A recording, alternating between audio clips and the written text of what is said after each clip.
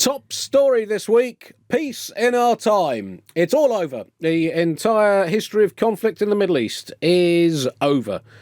3,000 years of conflict has been brought to an end single-handedly by American President Donald Trump. There has been much celebration at the return of the 20 living Israeli hostages. Hundreds of Palestinian prisoners have also been returned, and fingers are crossed that no one was crossing their fingers when they signed the deal. Just have a quick look at how things are going during the early stages of eternal peace. Just checking a few. Let's not worry too much. There's bound to be glitches. There are bound to be glitches.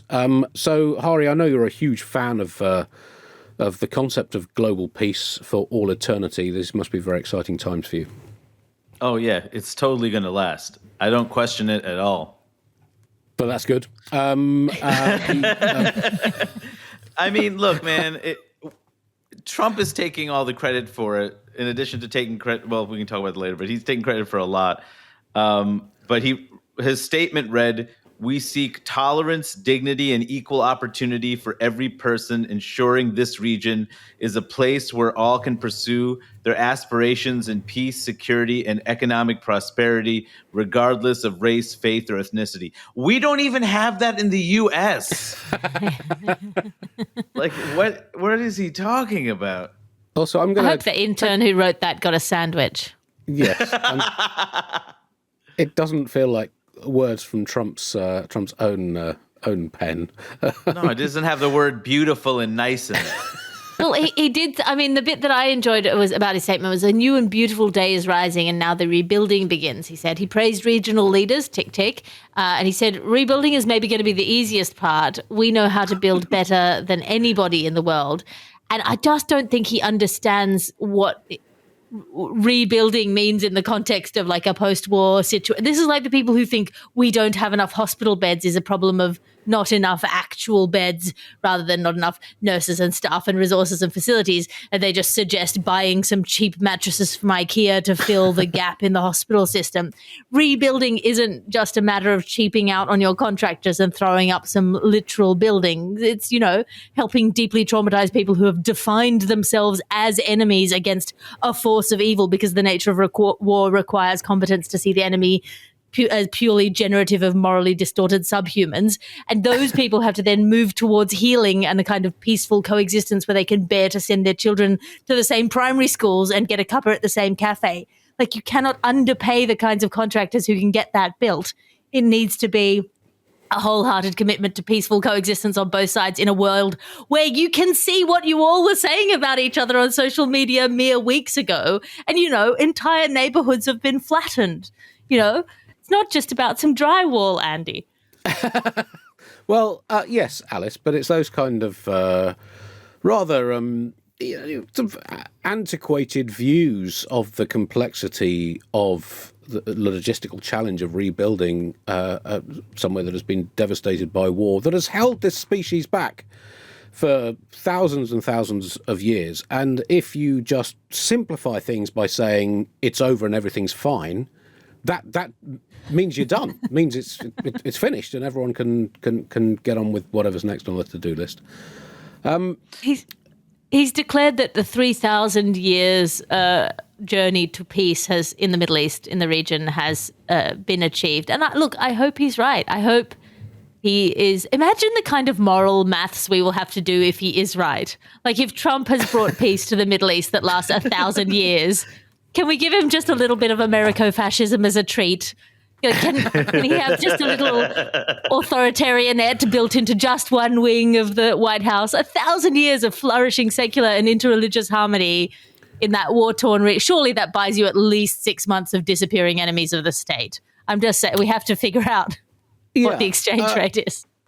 Yeah, I guess. I mean, there's always the maths and the small print to be dealt with.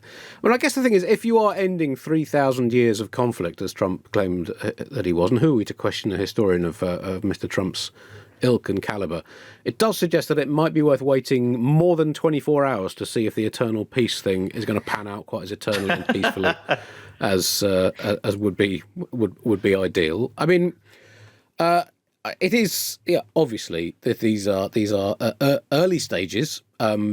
and Trump is not always renowned for, I think it's fair, that the time span of his kind of political attention and interest. So it's going to be a challenge to keep him interested in this. Requires a combination of real estate opportunities, a reward system, which could be anything from prestigious international prizes, which we'll talk about more in a moment, actual trophies, goodie bags, T-shirts, special stickers, whatever works.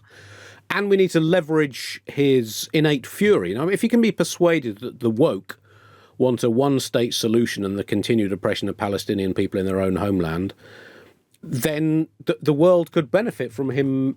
So it's incumbent on all of you in the woke community to get out there and start vocally supporting Netanyahu. And consider that invocation issued. Trump does have a plan for governance, which is interesting. At least there's that. His plan is a group of Palestinian policy experts will rule Gaza, but the local authorities would be supervised by a so-called Board of Peace headed by Trump and former British Prime Minister Tony Blair. So they're literally describing a puppet government. A puppet government overseen by two men who are Board of Peace. Yes. I mean, the Bugle has long called for Hamas to do the decent thing and resign and ideally off. But they don't seem to be picking up that particular baton yet either. There's some talk as well that Benjamin Netanyahu might take this opportunity after Trump's sort of characteristically rambling speech in the Israeli parliament yesterday. Some talk of Trump reinventing himself as a beacon of peace. Now that's quite a stretch. That is a stretch beyond Olympic level gymnastics. Netanyahu reinventing himself as a man of peace, cooperation, compassion, and understanding. But who knows? We live in strange times. Stranger things have happened at sea, I think. Well, one stranger thing has happened at sea. And actually, when I think about it, that thing was in a Salvador Dali painting, and it was on land. But anyway, let's not. It's not completely impossible. And after all, did Hannibal Lecter not, in the space of just a few short years, transform from a cannibalistic serial killer into an eloquent anti-slavery advocate, passionately striving for a more equitable world, before subsequently then also becoming the head of a religion in the emissary of God on earth? Yes, he did. Well, Anthony Hopkins played Hannibal Lecter, then he played John Quincy Adams in Amistad, and then much later on one of the two popes in the two popes. So it's basically yes. I'm saying it's not impossible. Well, Trump has urged the Israeli president to pardon Netanyahu of corruption charges. I don't think the Israeli people are going to pardon Netanyahu for driving them into this hole, let alone the people he's been dropping bombs on. I think what Netanyahu right now can be a unifying force of everybody hating him quite a lot. I think that's his real function.